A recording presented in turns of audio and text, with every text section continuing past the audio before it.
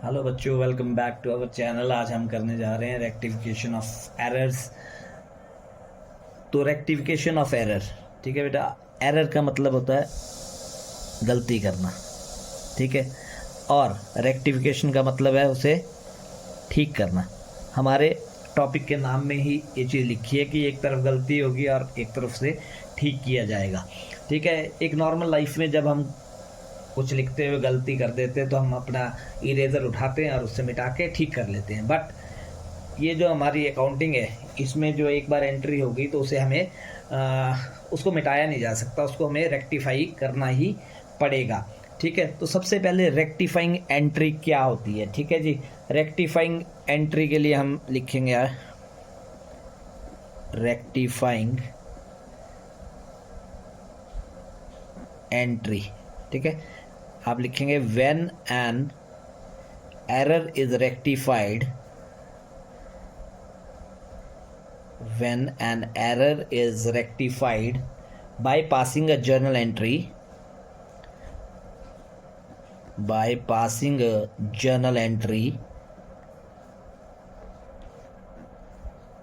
one account being debited, one account being debited and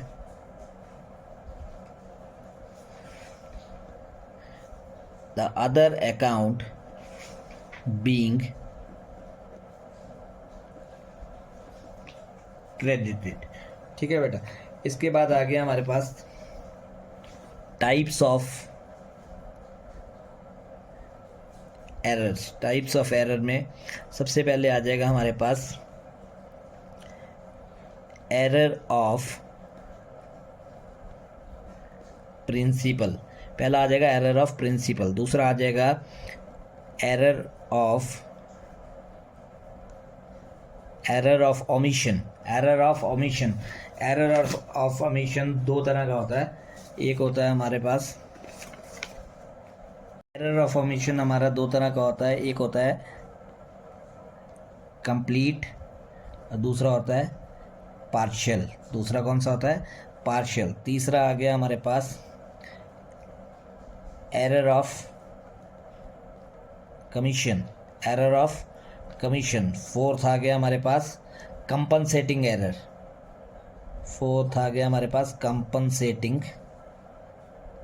error, ठीक है।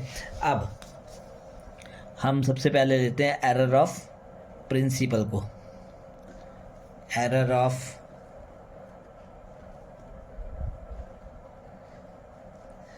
Of principal, ठीक है। हमने एक एंट्री ली है कि Ram purchased a furniture for cash of ₹10,000, ठीक है। अब बताओ बेटा करेक्ट एंट्री क्या होगी इसकी? करेक्ट एंट्री बताओ बच्चों। हाँ बेटा, करेक्ट एंट्री क्या होगी इसकी? जनरल एंट्री करें इसकी तो राम परचेज्ड अ फर्नीचर। हमारे घर में क्या आया? फर्नीचर। तो एंट्री होगी furniture account debit to cash account with ₹10,000, ठीक है। और कई बच्चे अभी गलत एंट्री भी बोल देंगे इसकी, जिनको जनरल एंट्री पूरी क्लियर नहीं होगी। वो बोलेंगे सर ये है परचेज टू कैश।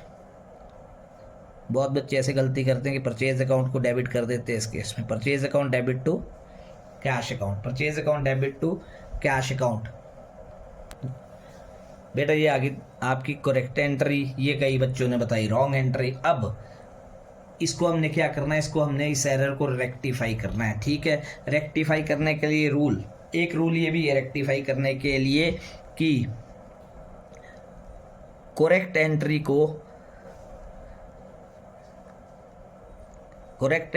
एंट्री को रेसिप्रोकल ऑफ रॉन्ग एंट्री के सामने रख दो। रेसिप्रोकल ऑफ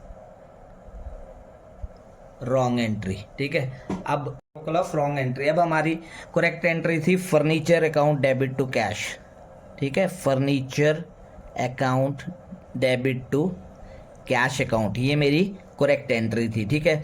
अब मैंने into reciprocal of wrong entry, wrong entry को उल्टा लिख दो तो वो होगी cash account debit to purchases account, cash account debit to purchases account. अब दो चीज़ें जो सेम आ रही है कट गई, तो हमारे पास जो रेक्टिफाइंग एंट्री आई, जो हमारे पास रेक्टिफाइंग एंट्री आई वो आई furniture account debit, furniture account debit to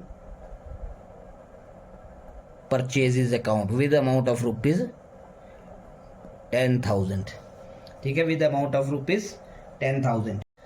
हाँ बेटा, प्रिंसिपल एरर ऑफ प्रिंसिपल में देखो, अब हमने जैसे एक फर्नीचर परचेज किया था, ठीक है, और जब हम असेट परचेज करते हैं तो उसका नाम आता है ना, और गुड्स के लिए परचेज अकाउंट डेबिट होता है ना, गुड्स के लिए परचेज अकाउंट डेबिट होता है। और यहाँ क्या किया उसने, फर्नीचर के लिए कर दिया।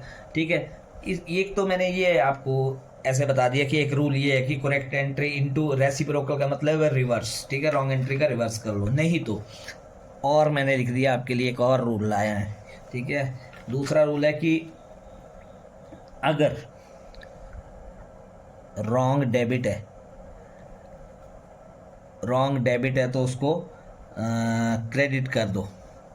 रॉन्ग डेबिट को क्या करना है, हमने क्रेडिट करना है, और रॉन्ग क्रेडिट को क्या करना है, डेबिट करना है। ठीक है, एक बार फिर से एक एग्जांपल मैं आपको और बताता हूँ, फिर उससे चेक करते हैं। एग्जांपल है बेटा, मशीनरी परचेज्ड, एक लाइन छोड़ के लिख रहा हूँ मैंने, ऊपर एक एंट्री और लिखवानी है। मशीनरी परचेज्ड,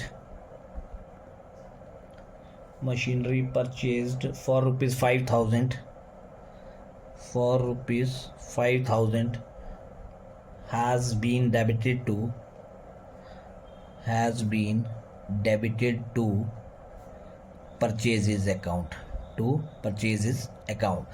ठीक है बेटा, उससे पहले मैं ऊपर बता रहा हूँ, रॉन्ग डेबिट को क्रेडिट करना है, रॉन्ग क्रेडिट को डेबिट करना है, राइट डेबिट को डेबिट ही करना है, और राइट क्रेडिट को ₹80 received on phone pay, right credit को भी क्रेडिट ही करना है। अब machinery purchase for 5,000 has been debited to purchase account, पहले रॉन्ग एंट्री करते हैं इसकी, रॉन्ग एंट्री। ठीक है, मशीनरी परचेज फॉर रुपीज 5,000, यहाँ लिखते हैं करेक्ट एंट्री। अब हमने क्या किया, मशीनरी परचेज की। ठीक है, जब मशीनरी परचेज करते हैं तो हम क्या लिखते हैं, हम लिखते हैं machinery account debit, machinery account debit with rupees 5,000 to cash account, to cash account with rupees 5,000। ठीक है, अब इसने क्या किया, इसने कर दिया मशीनरी की जगह परचेजेस को डेबिट, इसने कर दिया purchases account debit to cash account. ठीक है, purchase account debit to cash account कर दिया इसने। यहाँ देखो बेटा, एक तो यहाँ से भी पता लग जाएगा, देखो कैश कैश सेम है ना, तो कैश कैश सेम हो तो हम एंट्री करेंगे machinery account debit to purchases account, machinery account debit to purchases account, वो मेरी रेक्टिफाइंग एंट्री होगी, वो मेरी रेक्टिफाइंग एंट्री होगी। पर अब हम ऊपर वाले रूल के हिसाब से चलते हैं। मैंने ऊपर लिखा था कि जो रॉन्ग डेबिट होगा, रॉन्ग डेबिट को क्रेडिट करेंगे, रॉन्ग डेबिट को क्रेडिट करेंगे, तो मैंने रॉन्ग डेबिट को क्रेडिट कर दिया, यहाँ मैंने लिख दिया टू परचेजेज अकाउंट। ठीक है, और मैंने लिखा था करेक्ट डेबिट, ये राइट डेबिट को डेबिट ही रहने देंगे, राइट डेबिट को, ये मेरा मशीनरी क्या था, राइट डेबिट था, तो इसको मैंने यहीं रहने दिया, तो ये हो गया machinery account debit to purchases. आपने कंफ्यूज नहीं होना है, इससे भी कर सकते हैं, और मैंने अगर आपको वो जो रेसिप्रोकल वाला बताया था उससे भी कर सकते हैं। उससे करना हो तो देखो कैसे करना था, उसमें मैंने बोला था कि करेक्ट एंट्री थी मेरी machinery account debit to cash. ठीक है, और इसका मैंने बोला था कि रिवर्स लेना, तो टू ये होना था machinery to cash into cash upon purchases, cash cash कट जाना था, तो क्या आ जाना था मशीनरी टू परचेजेस। ठीक है, यहाँ तक आपको क्लियर हो गया। इसके बाद अब हम चल रहे हैं अब एरर ऑफ ओमिशन पे, एरर ऑफ ओमिशन पे, तो ये आ गया errors of omission. Next heading है हमारी एरर ऑफ ओमिशन। ठीक है जी, एरर ऑफ ओमिशन में मैंने आपको बताया था कि ये दो टाइप्स की होती है। क्या दो टाइप्स बताई थी मैंने, एक थी कंप्लीट और एक थी पार्शियल, एक थी कंप्लीट और दूसरी थी पार्शियल, ठीक है जी। नंबर 1 आ गया अब इसमें हमारा एरर ऑफ ओमिशन में कंप्लीट। कंप्लीट में क्या होता है? कंप्लीट ओमिशन में देखो, कंप्लीट ओमिशन का मतलब है कि हम पूरी की पूरी एंट्री लिखना भूल गए, ठीक है जी, पूरी की पूरी एंट्री लिखना भूल गए। फिर यहाँ देखो क्या होगा, जैसे हमने यहाँ लिखना हमने परचेज्ड मशीनरी फॉर ₹2000। देखना अब क्या हुआ, परचेज मशीनरी फॉर ₹2000, ठीक है। अब मेरे पास इसकी करेक्ट एंट्री तो है, करेक्ट एंट्री क्या होगी? करेक्ट एंट्री होगी machinery account debit to cash. Correct entry होगी machinery account debit to cash, पर रॉन्ग एंट्री तो कोई भी नहीं है, रॉन्ग एंट्री तो कोई भी नहीं है। तो इसमें तो बहुत आसान है, इसमें जो रेक्टिफाइंग एंट्री जो होगी, इसमें जो रेक्टिफाइंग एंट्री होगी वो हमारी करेक्ट एंट्री ही होगी। इसमें जो रेक्टिफाइंग एंट्री होगी वो मेरी कौन सी एंट्री होगी? Correct entry. तो इसमें मैं क्या लिखूंगा? Machinery account debit to, machinery account debit to cash account, machinery account debit to cash account. इसका मतलब ये हुआ बेटा कि अगर आप कोई एंट्री करना भूल गए, है ना, ये तो बहुत आसान तरीका है, एंट्री भूल गए हो तो एंट्री भूल गए तो हम तो नॉर्मल जनरल एंट्री करेंगे और सब कुछ ठीक हो जाएगा, है ना। रॉन्ग एंट्री है ही नहीं इसमें, तो एक नॉर्मल जनरल एंट्री करके हमारा जो ये वाला ओमिशन है ये रेक्टिफाई हो जाएगा।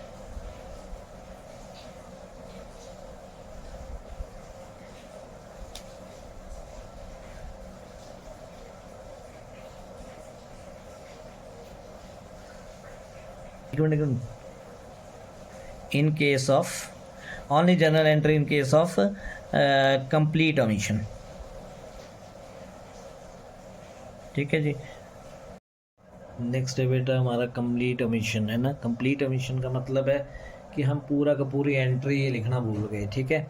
तो मैंने एंट्री की परचेज मशीनरी फॉर 2000, ठीक है, तो इसकी करेक्ट एंट्री होगी machinery account debit to cash, ठीक है।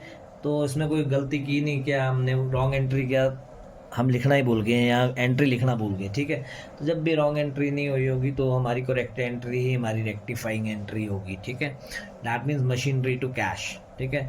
और ऐसे नहीं तो कंप्लीट ओमिशन में आपने सिंपली जर्नल एंट्री ही लिख देनी है, ठीक है।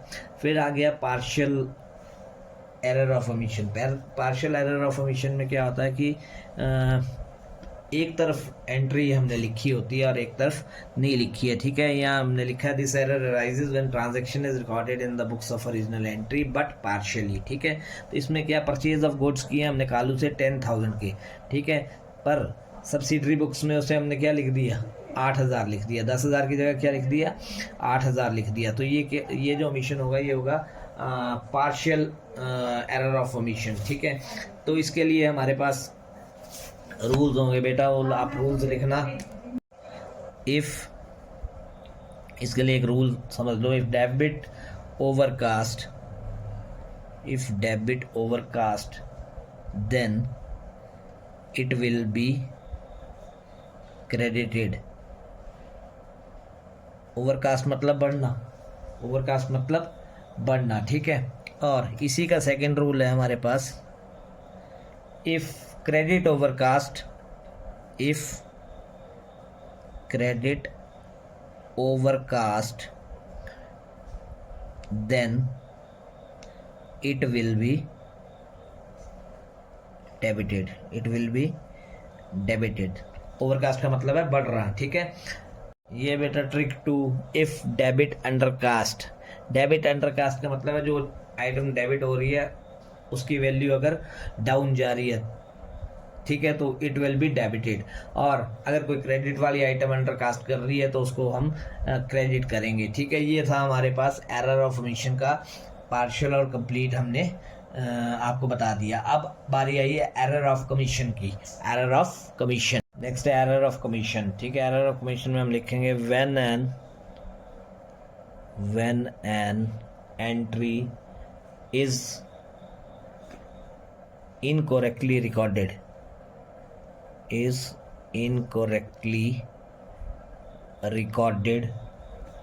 either wholly or partially, ठीक है. The error is called error of commission. ठीक है जी. अब error of commission में क्या क्या आता है और error of commission कब कब हो सकता है. ठीक है. error of commission सबसे पहले होता है पोस्टिंग टू रॉन्ग अकाउंट. हमने किसी और अकाउंट में डालना था और गलती से किसी और अकाउंट में डल गया. दूसरा आ गया पोस्टिंग ऑन रॉन्ग साइड. किसी चीज़ को हमने डेबिट करना था और वो गलती से क्रेडिट हो गई. ठीक है जी. और थर्ड है पोस्टिंग ऑन रॉन्ग अमाउंट, मतलब 10,000 डेबिट करना था और गलती से कितना किया 8,000. तो ये हो गया पोस्टिंग ऑफ रॉन्ग अकाउंट. और इसमें रॉन्ग टोटलिंग, ठीक है, और wrong balancing,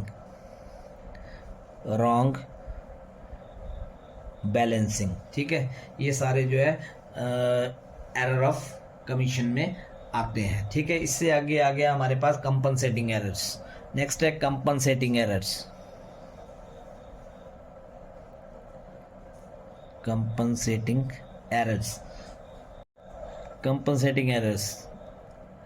These errors arise when two or more errors are committed.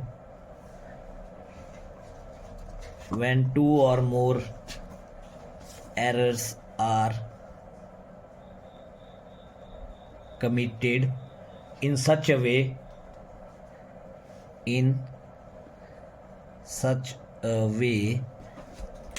that the net effect of these errors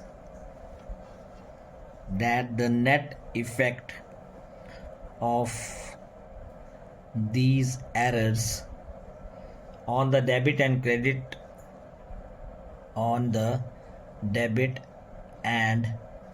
credit of accounts is nil. ठीक है जी. अब इसमें मैं अगर आपको एग्जांपल दूं तो when posting in Ram's account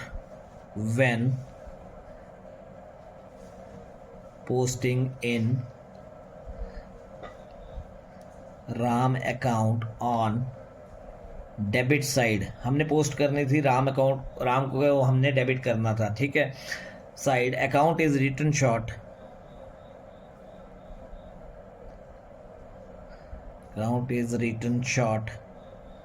bye 200. हमने क्या करना था, जैसे मान लो 2,000 रुपये से डेबिट करना था तो हमने उसको 1,800 रुपये से, एक को 2,000 से किया और वहाँ 1,800 कर दिया, मतलब वो 200 की जो शॉर्टेज रही. ठीक है. तो each error is compensated each other, यहाँ जो है एक एरर दूसरे को कंपनसेट करता है और अफेक्ट जो इसका नील होता है. ठीक है जी. ये बेटा आपकी रेक्टिफिकेशन के हमने बेसिक सारा क्लियर करवा दिया इसमें आपको. इससे अगला वीडियो जो आएगा वो क्वेश्चंस का आएगा और आपको एक्सरसाइज भी उसमें सॉल्व होगी. पर प्लीज़ इसको लाइक करना, शेयर करना, सब्सक्राइब करना और ज़्यादा से ज़्यादा देखना. ठीक है. सिर्फ आपके लिए बनाया हमने, बहुत बेसिक सारा क्लियर कर दिया इसमें, है ना. और न्यूमेरिकल्स पूरे के पूरे आएंगे, एक full exercise. Thank you. Have a nice day.